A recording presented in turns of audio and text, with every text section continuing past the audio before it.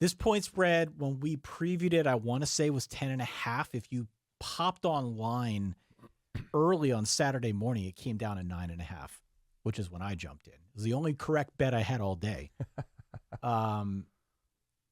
I think there are two things that are true at once, but before I get there, I feel like I'm a little bit of a broken record with Georgia. Okay. And it's almost hard not to at this point, because most of the teams that Georgia plays, and it's been this way for, I don't know, 2-3 years now, Dan, they get about a half a quarter before Georgia figures them out. You know what I mean?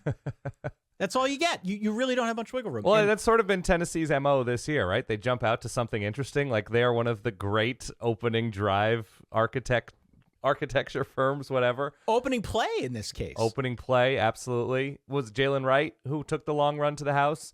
Opening play, 75-yard touchdown, Jalen Wright, yeah. And Kirby Smart joked after the game, man, Kirby, when he has a comfortable win and he's feeling loose, he said he and Glenn Schumann, co-defensive coordinator for Georgia, talked about it. And it was like, it's best just to let Tennessee get their touchdown out of the way as early as possible and then move on from there. God. Yeah, I mean, that play alone accounted for 27% of Tennessee's total yardage in the football game. Over the next 59 minutes and 49 seconds, they had a shade over 200 yards and just 3 more points. Yeah. Georgia had 41 minutes of possession.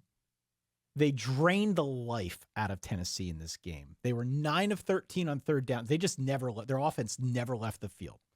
So It was a dominant showing by them. The two things that I think are true at once that I alluded to, one, it probably goes without saying, dominant showing by Georgia. Yeah. This was dominant. Yes.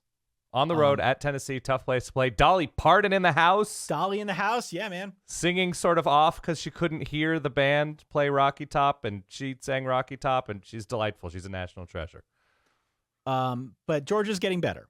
They're getting better. Carson Beck is still outstanding. It's just like a conveyor belt of guys on the Georgia side. So it's hard for me to envision a situation in which they don't win the championship again, but that's the first thing. The second thing that's true, I think, is it fair to say that Tennessee's overrated? Not that good?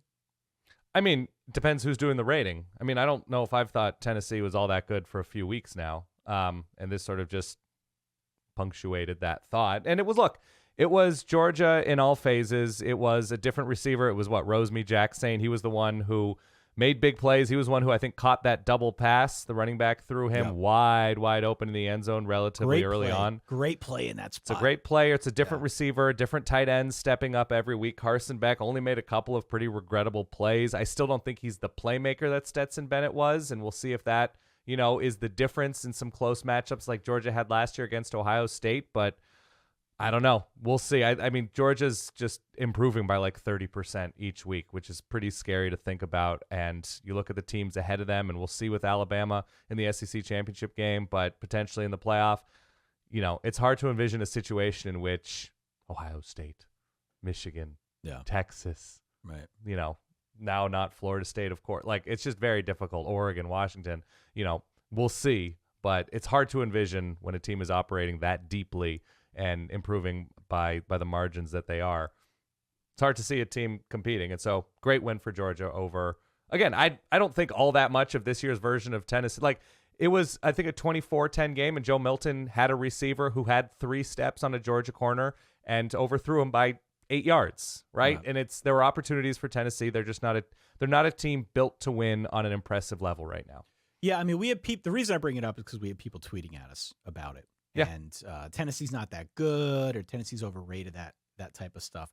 I do like their rushing attack for the most part, and I think there are elements of their defense that are very solid. But the fact remains that they've basically given up 30 points, give or take, against the 5 best teams on their schedule. And they lost 4 of those games handily. So, it is not Tennessee from last year. The quarterback situation is different. The offense is different. It is certainly not as good a Tennessee team as I expected coming into the year. But that said, it's not necessarily a scarlet letter if you get blown out against Georgia, because Georgia's Georgia. Again, unfortunately, Georgia is Georgia. But if you lose to 5-6 Florida, that's not ideal. Current 5-6 Florida. Florida was not 5-6 at the time. Look, Tennessee is September, Maryland in the first 7 minutes of big games, right? That's a very meta inception-y way of looking at it, and I'm very silly for doing so. But yeah, that's what we have now in Georgia.